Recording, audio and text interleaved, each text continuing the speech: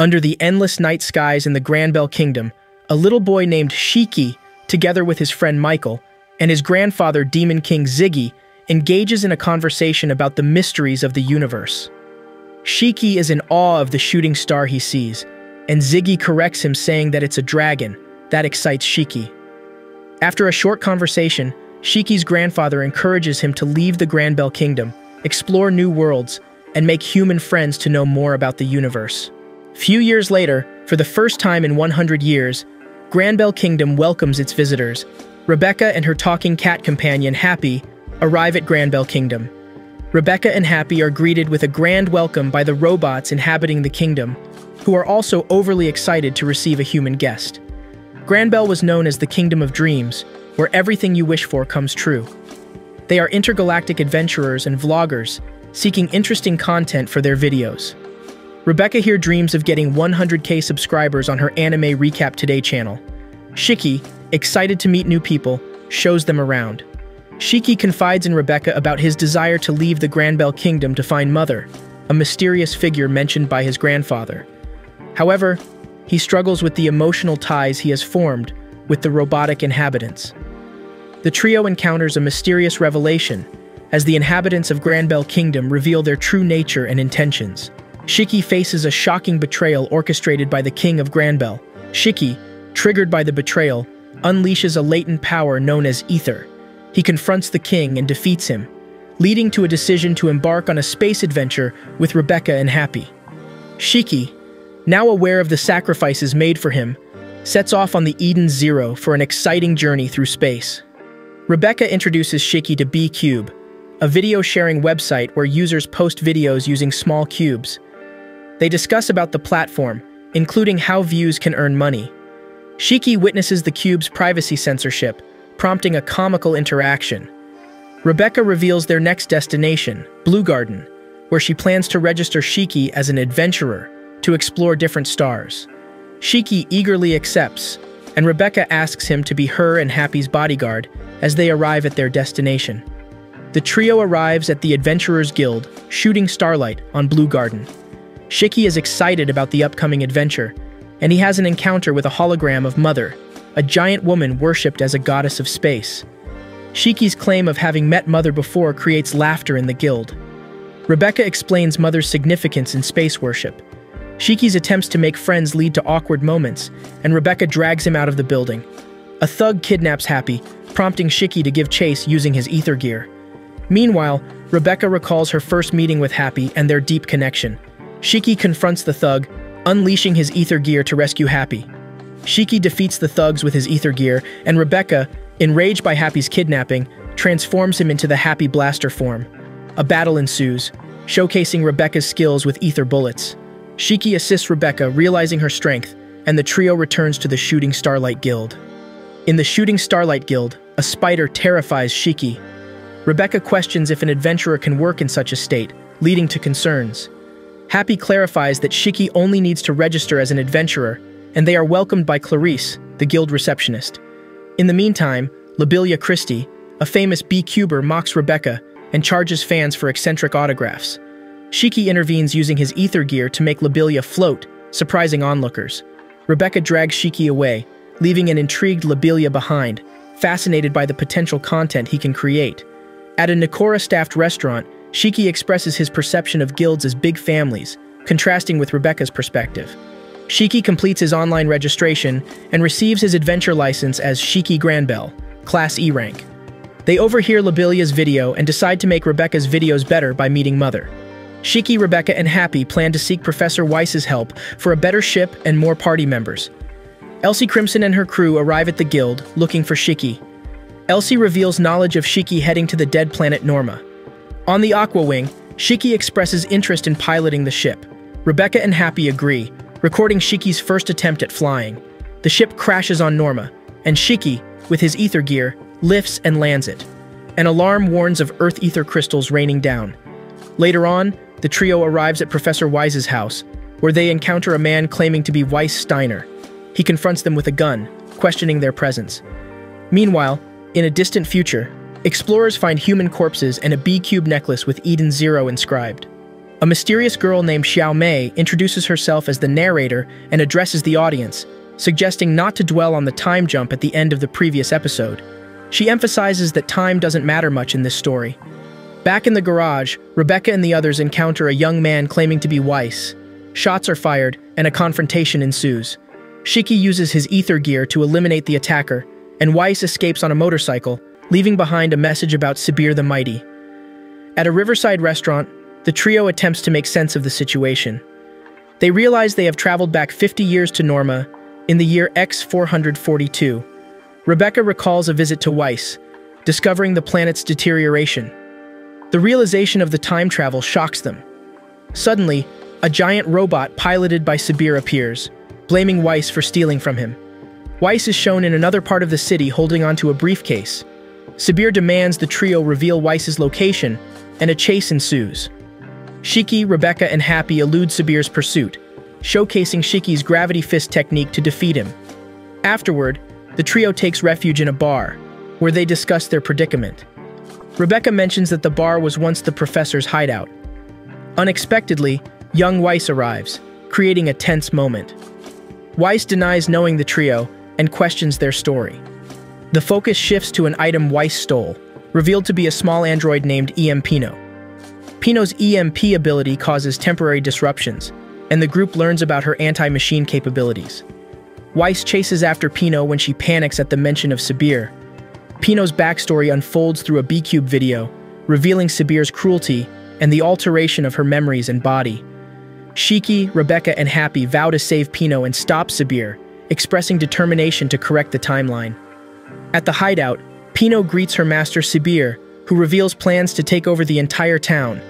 Weiss observes from the shadows, noticing the involvement of the Foot brothers and questioning Sibir's intentions. Rebecca, Happy, and Shiki, armed with a motorcycle, head to the hideout to rescue Pino. Rebecca shares her plan, placing trust in Shiki's strength to handle the situation.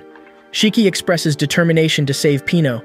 Sibir plans to punish Pino for running away, but Weiss intervenes, claiming ownership of Pino.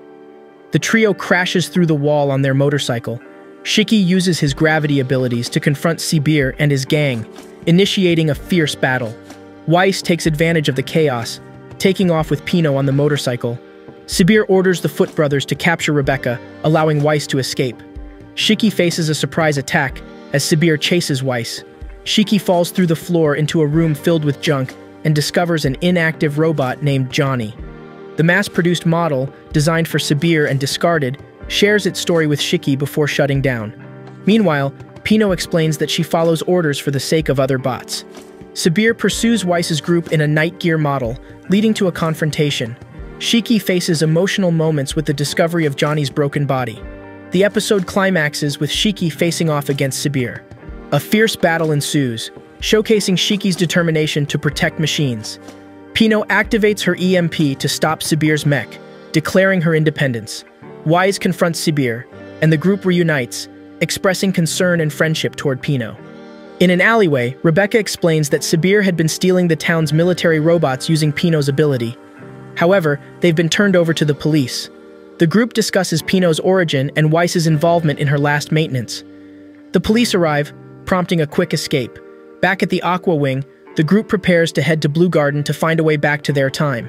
However, the police catch up, and an unknown energy field prevents the ship from leaving the planet. Weiss appears, offering his help if they hand over the ship. Weiss reveals his ether gear, Machina Maker, and remodels the Aqua Wing, giving it a new appearance. Pino's missing leg is restored using Weiss's abilities. The group successfully clears the energy field and heads into space. Rebecca receives a call from Professor Weiss, revealing that Norma is on the Do Not Travel list due to the chronophage, a monster that ate 50 years of the planet's time. Remaining on Norma means being stuck in the past. The professor explains the existence of an alternate younger Weiss due to the time-eating effects. The Aqua Wing is intercepted by Elsie Crimson's ship, the Skull Fairy. Elsie captures their ship with a tractor beam, announcing her intention to plunder and sell them as slaves on the planet Gilst. Shiki decides to challenge Elsie, leading to a confrontation. Shiki explores the Skull Fairy and encounters alien parasites known as Copycat S4. He fights against the tentacled creatures, demonstrating his strength. Meanwhile, Rebecca, Happy, and Pino are captured by the tentacles, prompting a struggle for freedom. Shiki faces off against Elsie Crimson, challenging her to see the power he inherited from the late Demon King. Elsie launches an attack, striking Shiki with a tentacle. Shiki struggles in the battle, and a flashback reveals his training with the Demon King. In the past, the Demon King offers Shiki the chance to control gravity. However, Shiki still can't defeat his grandfather. In the present, Shiki demands to know what Elsie is. Elsie repeats her introduction, and Shiki resumes the fight, activating his gravity ether gear. The Interstellar Union Army, led by Justice, arrives in a fleet of warships. Shiki continues his fight with Elsie, who reveals that even Demon King Ziggy couldn't find Mother. Shiki's ether reading reaches unprecedented levels as he activates his gravity ether gear, using Gravity Comet to defeat Elsie. The Skull Fairy's self-repair system fixes the damage, but Elsie's body dissolves into a pile of goop. The real Elsie appears on a holographic screen, explaining the ship's history, the Demon King's journey, and her intention to give the ship to Shiki. The Interstellar Union Army surrounds them. Elsie offers to fight the Interstellar Union Army to buy time for Shiki and the others to escape. Shiki thanks her and considers her a friend due to her connection to his grandfather. Elsie shares a final mysterious message about reaching Mother, and Weiss quickly moves the ship to a safe location. Inside the Skull Fairy, a mysterious woman marked as E4 emerges from a pod. Rebecca estimates 6 hours to reach Blue Garden. Meanwhile, Rebecca, Happy, and Weiss discover an enormous shared bath, and Rebecca accidentally unleashes a destructive beam of energy. Later, the group explores the restored Eden Zero. Rebecca discovers her newfound power, and Shiki unknowingly activates a protocol transferring ownership of the ship to him. A female android named Witch appears, introducing herself as the one in charge of maintaining the ship. The ship is revealed to be the interstellar warship, Eden Zero. Witch reveals that the transformed ship is the interstellar warship, Eden Zero. She acknowledges Shiki as the new Demon King, and tears stream down her face. Witch explains that the ship has not yet regained its true strength and shares information about the 4 shining stars. Rebecca receives massages from Witch, revealing various massage techniques, including mind-numbing torture and pleasure massage. Witch provides more information about the shining stars, mentioning that one of them, Sister, was heading to Blue Garden after their disbandment. Shiki, Weiss, and Pino discover a sealed room marked as Code 3173. Witch explains that it holds one of Eden Zero's greatest secrets and can only be accessed when all the shining stars are brought together. Lobelia encounters a mysterious cyborg in an alleyway. The cyborg defeats Lobelia's bodyguards, and Shiki intervenes to help her. The cyborg introduces himself as Jin and activates his ether gear. Shiki and Jin prepare to fight. Jin reveals his objective to kidnap Lobelia, and Shiki, motivated by his grandfather's teachings, decides to help her. The two activate their ether gears and begin their battle. Shiki and Jin engage in a fast-paced battle in the city, with Lobelia recording the fight for her B-Cube channel. Pino advises caution as Jin's strength is unknown. Shiki demonstrates his gravity ether gear, showcasing agility and combat skills. Jin stops the fight abruptly, revealing his mission is to kidnap Lobelia. He introduces himself as Jin and leaves, inviting Shiki to Gilst for a rematch. Shiki and Lobelia return to the guild, where Happy reveals that Rebecca and the guildmaster have been kidnapped. An emergency news broadcast reports the mass kidnapping of B-Cubers by an organized crime syndicate. Shiki, enraged, decides to go to Gilst to rescue them and declares they will return to Eden Zero. A mysterious woman nearby overhears the term Eden Zero. On a spaceship, an unconscious Rebecca is tied up in a cell, setting up the next part of the storyline. In the spaceship, Rebecca awakens among restrained B-Cubers, facing Jin and other Rogue Out members. The revelation that they belong to Sister raises concerns. Ganoff, a member of Rogue Out, threatens Rebecca, explaining their abduction for sale to Ilega on Gilst. Meanwhile, Jin discloses an interference during the capture by someone wielding gravity ether gear. Ganoff sadistically torments Rebecca with a digital bind, intending to control her. Jin intervenes, seizing control to prevent damage to the merchandise. Ganoff berates Jin for failing to capture his assigned B-Cuber due to the interference. Despite the dire situation, Rebecca attempts to uplift the spirits of the captured B-Cubers, suggesting collaboration for a possible escape. However, Milan remains skeptical, believing escape is an impossible feat. On the Eden Zero, Shiki's frustration grows as Witch provides information about Gilst. Weiss arrives with Homura, who seeks to challenge the Demon King and offers her assistance in saving Rebecca. Ilega on Gilst plans to turn B-Cubers into furniture, demonstrating petrification. The Eden Zero reaches Gilst, and the team prepares to locate and rescue Rebecca in the town built on Mekdrasul. As the team explores the town, they discover Rogue Out's headquarters inside a decrepit church. Shiki impulsively charges in, finding an unexpected leader, Sister, the android in charge of Rogue Out, who reveals herself in a surprising twist. In Rogue Out's headquarters, Shiki questions if the android sister is one of the 4 shining stars. Pino relays the situation to Witch on Eden Zero, who confirms the identification code but remains uncertain about Sister's identity.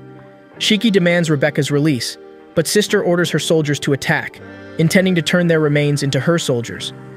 Shiki confronts Sister, prompting soldiers to attack. Using his gravity ether gear, Shiki defies gravity, surprising both the soldiers and Homura. He skillfully overpowers the soldiers, demonstrating the capabilities of his ether gear. A soldier launches a homing missile at Shiki, but Homura intervenes with her ether gear, Soul Blade. She wields an ether sword and showcases her skills, revealing her ether gear, 5-sword fencing, leopard stance. Shiki and Pino follow Rogue Out's ship to Ilega. Homura, dissatisfied after defeating soldiers, expresses her desire to hone her ether gear further. Weiss, observing from outside, questions her sanity but remains intrigued by her abilities. At the foot of Ilega Tower, Rogue Out argues with Ilega's soldiers about payment. Sister arrives, demanding a personal audience with Ilega. Shiki, Pino, and Homura watch as events unfold, with Shiki noticing Jin among them. Inside Ilega Tower, the B-Cuber girls are imprisoned. They discover a way to escape by melting a window using the bubbles that spared their skin. As Rebecca attempts to find clothes, she encounters Ilega, leading to a confrontation. Shiki intervenes, violently attacking Ilega to rescue Rebecca. The B-Cubers escape, and Shiki faces off against Jin, while Homura deals with the remaining threats. Meanwhile, an alarm on Eden Zero signals the approach of a chronophage. Happy contemplates the impact of the chronophage on Gilst's time, wondering if it will reset to 50 years ago like Norma. Which explains the uncertainty and the potential consequences, emphasizing that anyone not present on Gilst 50 years ago may cease to exist. Which decides to land Eden Zero on Gilst to rescue Shiki and his friends from the impending danger. In the ongoing battle, Shiki faces Jin, showcasing increased strength compared to their previous encounter on Blue Garden. Sister, accompanied by Ganoff, intervenes, instructing Jin to locate and eliminate Ilega. Shiki questions Sister's identity, but she challenges him, leading to a confrontation between them. Meanwhile, Rebecca and the B-Cubers attempt to escape, but Copa goes missing. Rebecca insists on searching for her, emphasizing the importance of friendship. Weiss, still holding Homura at gunpoint, witnesses a loud sound and follows Homura, who detects an ether reaction. Homura discovers Sister Ivry, one of the Demon King's 4 shining stars, pinned to a wall. She requests Weiss's trust to free Sister Ivry, revealing that her power is sealed within a connected machine. Shiki continues his battle with Ganoff and Sister, using his gravity ether gear to launch powerful attacks. As Shiki battles Ganoff, Sister intervenes, using Jin as a shield and revealing her manipulative tactics. Shiki's anger intensifies, leading to a fierce confrontation. Meanwhile, Rebecca finds Copa and encounters Ilega, leading to a dramatic standoff. The situation escalates with the revelation of a second sister, creating confusion and chaos. Sister Ivry's liberation and subsequent actions impact the tower, with everyone preparing to escape Gilst as the chronophage approaches. In the end, the witch informs Sister Ivry about the limited time before the chronophage arrives. Shiki gains another companion, and the group faces the impending danger with urgency. While awaiting Shiki's return, Pino expresses relief at saving Copa. Rebecca receives a message indicating Shiki and the others are on their way. However, abnormal gravitational readings and rapid growth of the planet's tree pose challenges. Rebecca falls into a pit, but Shiki arrives in time, rescuing her. Eden Zero appears, but the expanding tree hinders landing.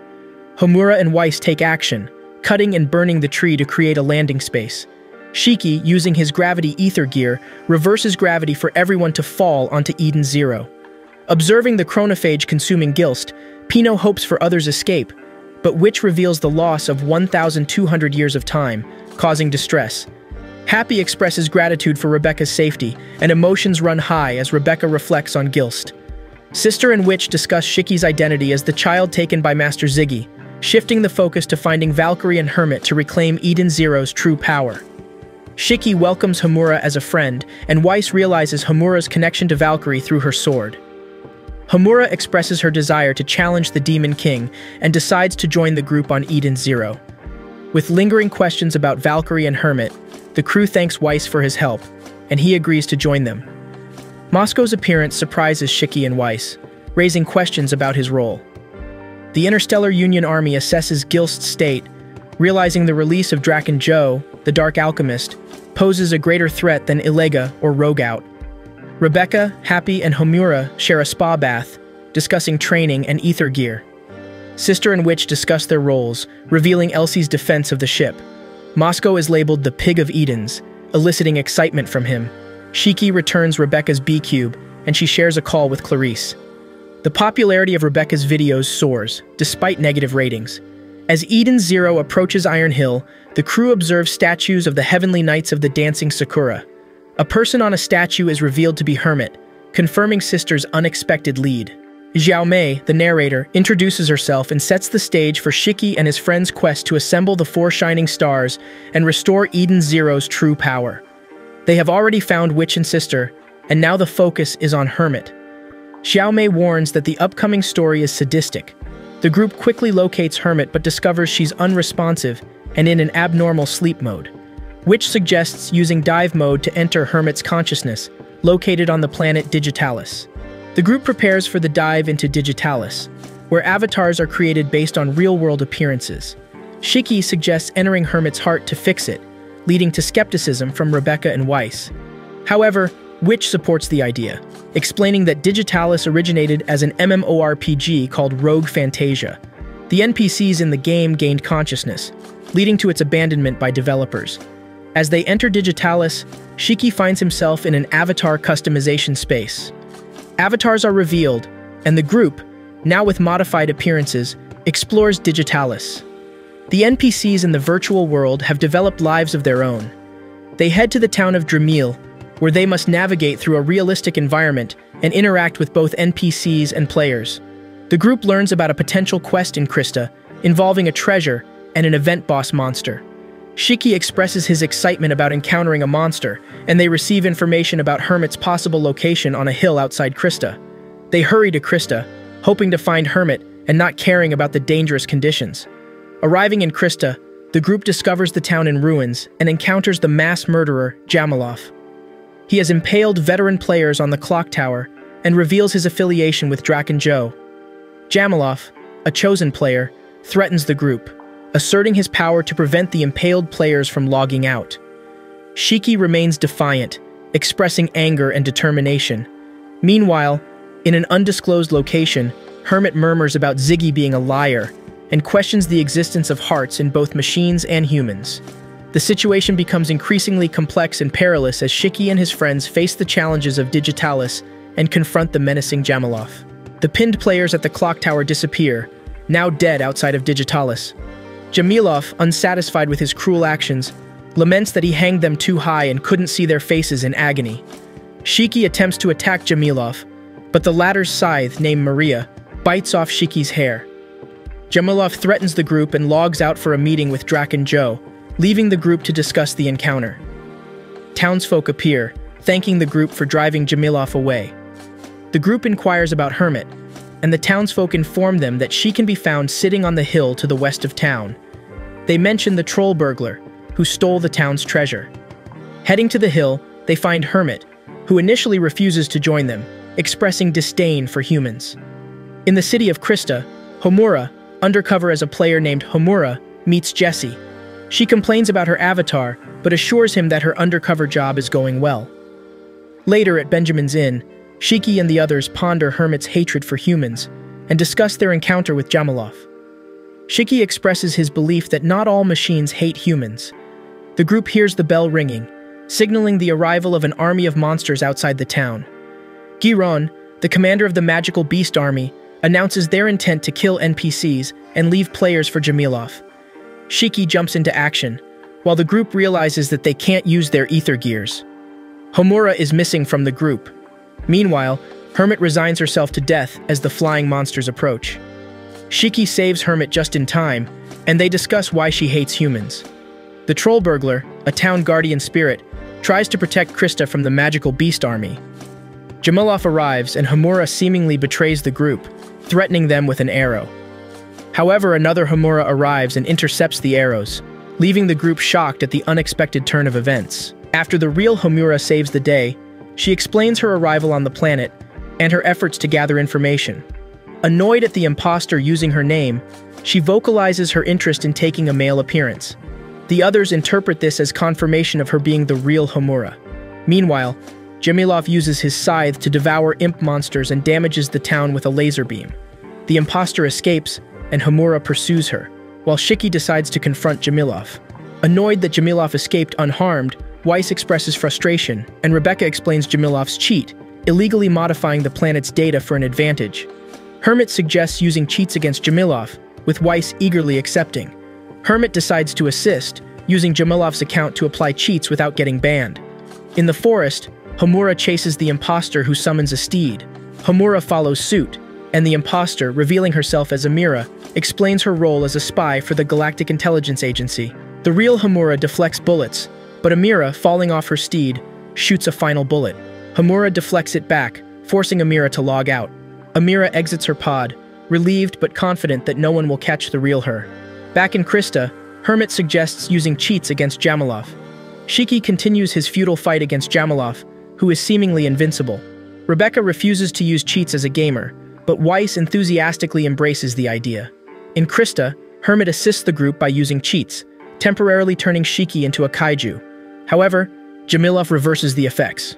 Hermit attempts to help, but Jamilov activates a world annihilation program, threatening the town. Despite their efforts, the town faces erasure. Shiki fights Jamilov, using Hermit's assistance, and ultimately defeats him by exploiting the game's mechanics. Hermit disappears, and the group welcomes her back to the Eden Zero. The crew discusses Hermit's behavior, and Shiki decides to talk to her. Suddenly an alarm goes off, and the ship is tilted. Spider, revealed to be Jamilov, hacks into the ship and causes chaos. Spider continues to mock and taunt the crew as the ship is being demolished from the inside. Witch contacts Hermit in the dress factory, suggesting evacuation. Shiki, Rebecca, and Homura decide to go to Hermit, while Sister and Weiss work on repairing the ship.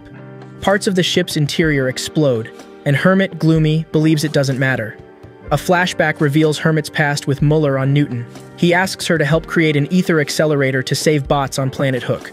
Hermit happily accepts the challenge, aiming to build friendships between humans and machines. Muller explains the purpose of the ether accelerator and the neighboring planet's need for ether. Hermit agrees to help with the research.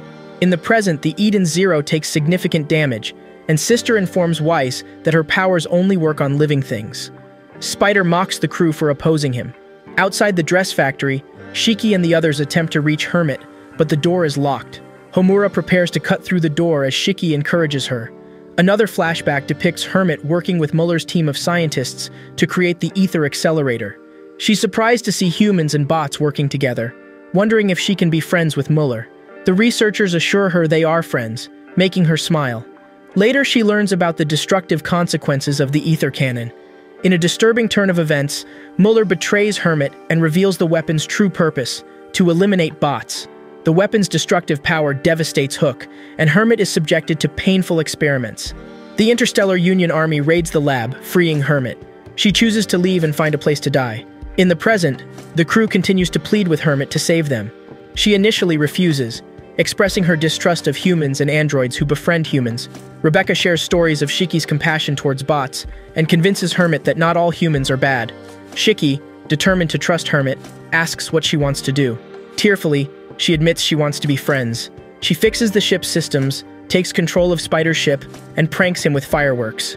The crew, watching the scene, laughs, and Witch comments on Hermit's beautiful smile. Sister and Witch discuss the damage Spider caused to the Eden Zero, with Witch reassuring Sister that the ship will repair itself slowly. Hermit apologizes for the trouble, leading to banter between her and Sister.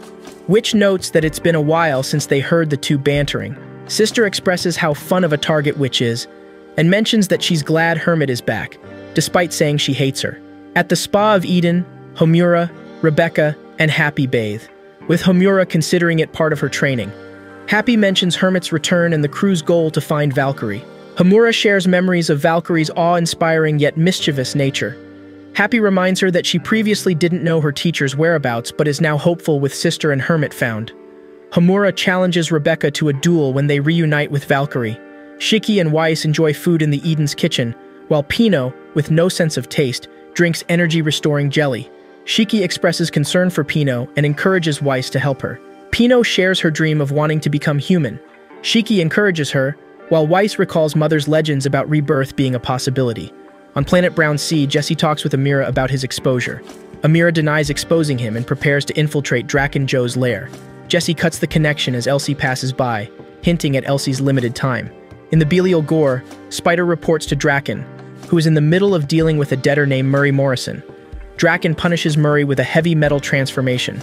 Spider proposes the Eden Zero as a potential source of income. Draken, intrigued, learns about the crew's encounter with Spider and expresses interest in the warship. Back on the Eden Zero, Witch and Hermit discuss finding Valkyrie, while Hermit apologizes for causing trouble. Sister mentions her past job from the Guildmaster, Noah, and suspects his ties to Gilst's underworld. Hermit suggests seeking the legendary fortune teller on Mildian. Xiaomei makes an appearance, revealing herself as the Time Oracle. She explains Mildian's unique time situation, and the crew asks for information about Valkyrie. Xiaomei sets the price at level 10, and the crew falls into the Mildian Battle Coliseum. The crew finds themselves in the Mildian Battle Coliseum, surrounded by the planet's residents. Xiaomei reveals that they must participate in battles as compensation for the information they seek. Shiki's group finds themselves in the Mildian Battle Coliseum, and Xiaomei appears, explaining that she knows everything past, present, and future, but finds it boring. She places one restriction on her ability. She doesn't know the outcome of battles. Xiaomei expresses excitement about the unpredictable nature of battles and reveals that one member of Shiki's group will face one of her warriors, with the outcome determining whether she answers their question. Shiki volunteers to battle, and Xiaomei introduces his opponent, Metal Bogey, from the planet Zorg. While the others worry about the opponent's strength, Shiki quickly knocks out Metal Bogey with a punch. Xiaomei congratulates them on making it through the first round, surprising the group. She explains that there will be 4 rounds, each with a more powerful opponent, and if they win all 4 rounds, she'll reveal Valkyrie's location. Xiaomei describes the rules, emphasizing one-on-one battles and disqualification if teammates intervene. Shiki eagerly asks who's next, and Xiaomei starts the second round with Rebecca as the Eden Zero team's representative. Rebecca faces flanker Yoki, the Fleaweight champion, known from the Bonbobon channel. Yoki uses a protection matrix against ether bullets, but Rebecca wins the match with a jump kick. The third round begins with Weiss facing Highway Ina, who can run on walls. Weiss uses Pino's EMP to disable Ina's ether gear and defeats him. Xiaomei announces the start of the final round and reveals Homura's opponent, a replica of Valkyrie. Homura is shocked and angered, declaring the replica a mockery of her mentor. The battle begins. The Valkyrie replica displays knowledge of Homura's sword style and weaknesses, easily blocking her attacks. Homura, determined to find the real Valkyrie, charges forward, but the replica outmaneuvers her. Homura recalls her first meeting with Valkyrie, highlighting the swordswoman's words of strength through communication. Homura uses Dragon Flash to defeat the replica. Xiaomei admits to lying about creating a replica and reveals that it was a training android with Valkyrie's personality and strength installed. The android transforms back into its true form, TB-7000. Xiaomei offers information as promised, revealing that Valkyrie is on the planet of gemstones, Sun Jewel. The group thanks Xiaomei, who shares another piece of knowledge, Mother's existence. She explains that Mother granted her powers but erased her memory of Mother's location. Shiki declines the extra knowledge at first, but Xiaomei warns them about the battles ahead in their quest for Mother. She asks them to ensure Mother doesn't fall into the wrong hands, and Shiki accepts. Xiaomei bids farewell to the audience. The crew aboard the Eden Zero discusses Sun Jewel, a mining planet divided between the wealthy and laborers. They question Valkyrie's presence there, which reveals a 3-day journey to Sun Jewel, avoiding a debris field. Weiss suggests fast travel, but Sister explains it requires prior visits. A school of space fish, potentially from the AoE cosmos, surrounds the ship. They rescue Connor, a ship captain with a tragic accident story. Connor, from the AoE cosmos, joins the crew for a meal. He expresses interest in being Eden Zero's captain. In the spa of Eden, Connor annoys Rebecca, Happy, and Homura. His antics, like using the dress factory without permission, irk the crew. Despite this, he befriends Shiki. An alarm about an intruder interrupts, leading them to find Connor in the control room. Connor surprises the crew by claiming he shortened the trip to Sun Jewel. He attributes it to the ship's magnificent abilities, hinting at his involvement. Hermit is astounded, realizing he took a shortcut through the debris field. Connor, now taking a nap, cryptically reveals he's the captain of Eden's One. The crew, including Connor, arrives at Sun Jewel's Gold Palace. Happy mentions Weiss working on a weapon and not trusting Connor alone with the shining stars in Moscow. They head to Casino Paradise, a VIP casino. Pino suggests splitting up for information. Meanwhile, a mechanical bird observes unnoticed. In Casino Paradise, a robbery unfolds, with Shiki confronting the leader. Shiki, unfazed by the masked robbers, uses Gravity Fist to take them down. A mysterious light surrounds the robbers, revealing Madame Kurenai, who punishes them, leaving a deep red stain. Madame Kurenai uses her weapon, Satellite Blaze, to vaporize the criminals. The crowd cheers her for protecting the planet. Draken Joe, elsewhere, seeks Kurenai's help to find Eden Zero. In the poor sector, a mechanical bird shows footage of Homura, and Punishers sentence Shiki and Homura to mine 100,000 metals, sending them to the labor district. Shiki and Homura find themselves in the caves of the labor district, marked with collars displaying 100,000. A horde of bug-like creatures called stones attacks them. Homura, defending against the swarm, is soon overwhelmed. A trio of men intervenes, saving them from the stones. The men, Van, Eagle, and Ban, welcome them to the labor district, explaining the need to mine metals from the stones to meet Madame Kurenai's quota. The trio explains Madame Kurenai's authority and the rule of working for her to leave the labor district. Shiki questions Madame Kurenai, and Van explains her significance as the planet's highest authority. The crew learns about the harsh conditions and the role of the stones in mining.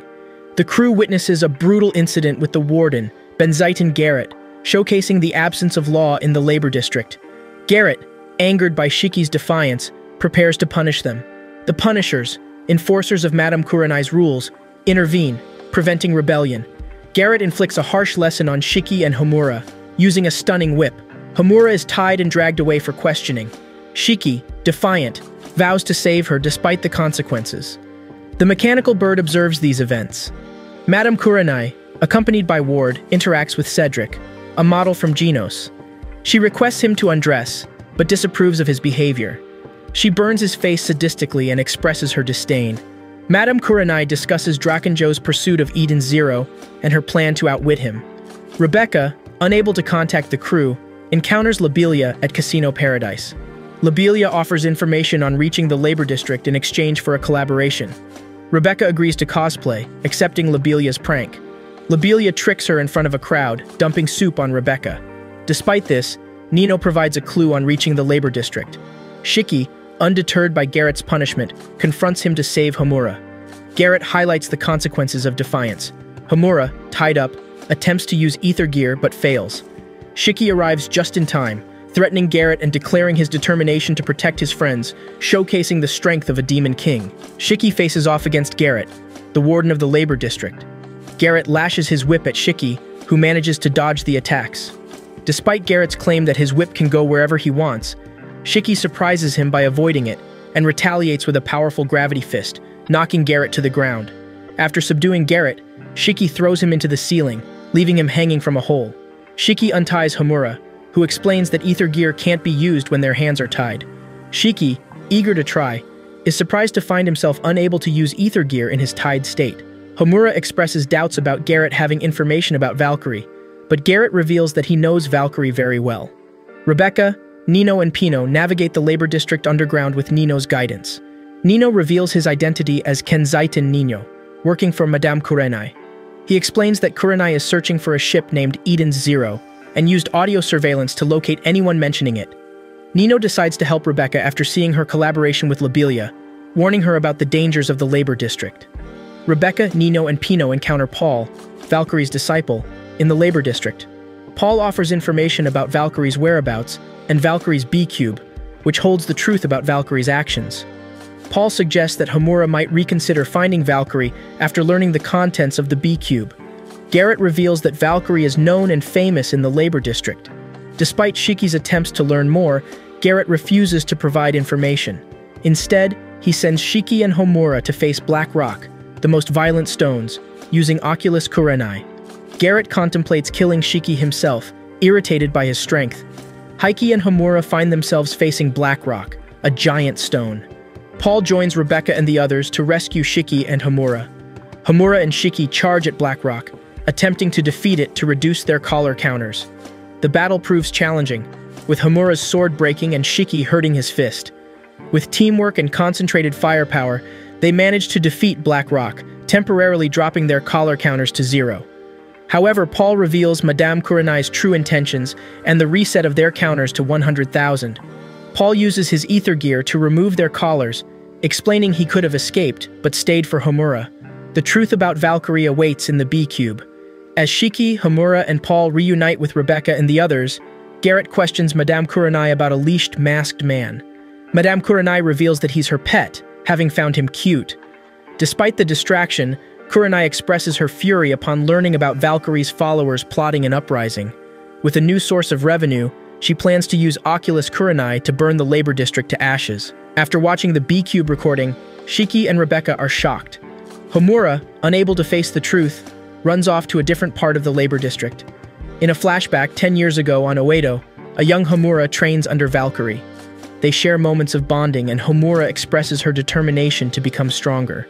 Valkyrie discovers Homura's doll is a memento from her mother, who left the planet to earn money before the war. 5 years later, a teenage Homura faces bullying from Kenta and his friends who want Valkyrie. The magistrate holds a court, offering resolution if Homura apologizes, but she refuses. The magistrate questions Valkyrie's role as a mother, leading Valkyrie to decide to find Homura's real mother. Valkyrie locates Kurenai on Sun Jewel, who is now in the labor district. Valkyrie offers to take Kurenai's place to pay off her debt, with Paul offering to remove her collar. Kurenai accepts, knowing she can't return due to her debt. Valkyrie promises to bring her back to Homura. 2 years later, Paul reveals that Kurenai married Baron Mordo and assassinated him, becoming Madame Kurenai. Valkyrie decides to confront Kurenai, leading to a battle against a stampede of stones. Valkyrie sacrifices herself to protect the miners and save Homura from Kurenai's debt. In the present, Homura mourns Valkyrie's demise, and Paul explains how Valkyrie valiantly fought to protect them. Rebecca learns that the trio of men at the tavern were part of Valkyrie's army and have been preparing a rebellion against Madame Kurenai. Shiki, fueled by anger, crashes into Madame Kurenai's building. He demands Kurenai accompany him to see Homura. Kurenai shows no interest in her daughter, and an enraged Shiki prepares to take action, determined to fulfill Valkyrie's wishes. Setting the stage for a confrontation between the Eden Zero crew and Kurenai's forces in the labor district. Shiki confronts Kurenai and her forces. Garrett reveals his gravity ether gear, similar to Draken Joe's, and Baku identifies it as a magical power. Kurenai orders her punishers to attack Shiki, but he uses Gravity Wave to effortlessly destroy them. Shiki charges towards Kurenai, vowing to avenge Homura's tears. In the control room, Ward informs Kurenai that Satellite Blaze, Oculus Kurenai, has been hacked. Draken Joe reminisces about Kurenai begging for money in the past. Maria asks about using Satellite Blaze to find Eden Zero, but Draken has other plans. He reveals that Eden Zero is nearby, and they plan to engage in hand-to-hand combat to capture it. Kurenai, angered by the hacking, orders Ward to prepare the Kurenai Dragoon. She intends to unleash it on the labor district and Draken Joe.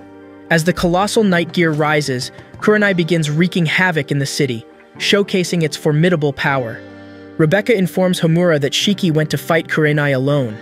Remembering Homura's determination to find Valkyrie, Rebecca encourages her to express her feelings. Homura reflects on her unspoken words to Valkyrie, and Rebecca assures her that Valkyrie will hear her emotions. In the labor district, Valkyrie's army faces Punishers. Rebecca rushes to help Homura and Valkyrie, and Pino detects a high-energy presence approaching. Baku, one of Kurenai's enforcers, attacks them. Suddenly, Weiss appears in a new battlesuit named Arsenal, ready to join the fight. Weiss engages Baku in battle, showcasing his suit's customization abilities. Using various configurations, Weiss counters Baku's attacks and defeats him with Metallica Explosion. However, his suit depletes ether faster than expected, revealing his identity to Rebecca, who reacts with surprise and calls him a pervert. The episode ends with tensions escalating as Shiki faces the formidable Kurenai Dragoon, and Drakenjo's plans to capture Eden Zero intensify. Arsenal's entry into the fray adds a new dynamic to the unfolding conflict. After his battlesuit disappears, Weiss is left exposed. Embarrassed, he tries to borrow Rebecca's skirt, but she refuses. Instead, he decides to use Pino for cover, and is directed to find clothes and weapons in the warehouse. Weiss inquires about Shiki and Homura's whereabouts, but Rebecca remains silent. Shiki struggles against the Kurenai Dragoon, which has ether coating, making gravity ether gear less effective. Determined to bring Kurenai to Homura, Shiki manipulates gravity to make them fall into the labor district. He clamps onto the night gear, making it heavier, and resolves to fulfill Valkyrie's wish. Kurenai taunts Shiki, questioning the effectiveness of youthful ideals. But Shiki counters, expressing doubt about the adults improving the world. In the warehouse, Weiss learns about Valkyrie's death and wonders about Homura's well-being. Rebecca, armed with a gun, confronts Nino, who reveals that he works for Kurenai and insists on maintaining order. Refusing to comply, Rebecca prepares to fight, and Weiss is locked in his stall. Nino, equipped with solarm ether gear, engages Rebecca, who avoids his attacks and eventually defeats him with Bell Holy Slash. Weiss, witnessing the transformation, is surprised by Rebecca's newfound abilities. Homura, paralyzed by Garrett's attacks, recalls Valkyrie's influence and decides to press on. Garrett, the warden, taunts Homura about Valkyrie's remains being a symbol of rebellion. He mocks and whips Valkyrie's remains. Homura activates her ether gear, summoning swords, and attempts to attack Garrett. Despite being tied up, Homura cleverly manipulates the swords to impale Garrett, defeating him. Homura expresses her gratitude for her friends, especially Shiki, who inspired her to stand up. Rebecca and others arrive to rescue Homura, and she emphasizes the strength she gains from having friends around her. The episode ends with Homura determined to press on, having overcome the challenges and finding strength in the bonds with her friends. The battles against Kurenai and Garrett showcase the resilience and growth of the Eden Zero crew. Madame Kurenai engages Shiki in a fierce battle using her night gear, the Kurenai Dragoon. She reveals that the Dragoon was designed to destroy warships, making it deadly against humans. Kurenai unleashes the Queen Nova, a powerful missile that homes in on its target. Shiki tries to evade, but the missile follows relentlessly. However, Shiki, using his gravity ether gear, manipulates the missile's kinetic energy and crushes the Kurenai Dragoon. With the Kurenai Dragoon defeated, Shiki brings Kurenai to Homura. The people of Valkyrie's army allow Homura to decide Kurenai's fate. Homura confronts her mother, expressing her lack of love and forgiveness. She symbolically severs their connection, cuts the ropes binding Kurenai, and lets her leave. However, Kurenai is attacked by Cedric and his thugs, becoming their prisoner. Homura pays her respects to Valkyrie's remains, leaving her doll as a symbol of their connection. She expresses gratitude for Valkyrie's role as a mentor, friend, and mother, thanking her for everything.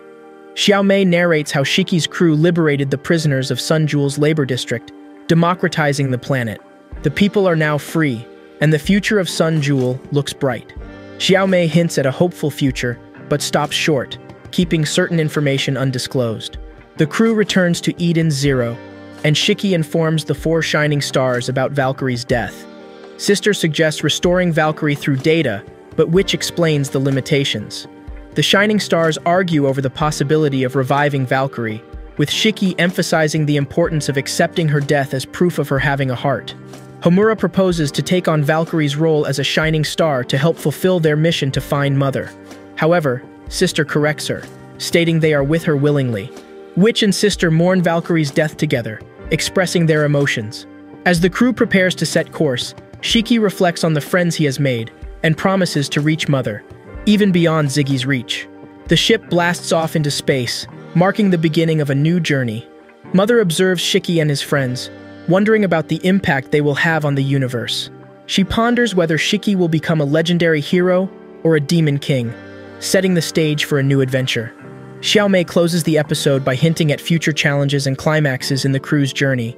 She assures the audience that the story is heading toward greater excitement and encourages them to look forward to the next developments with the Eden Zero embarking on its next adventure. The end! Thanks for watching. Please like, subscribe, and click the bell icon to get new anime recaps.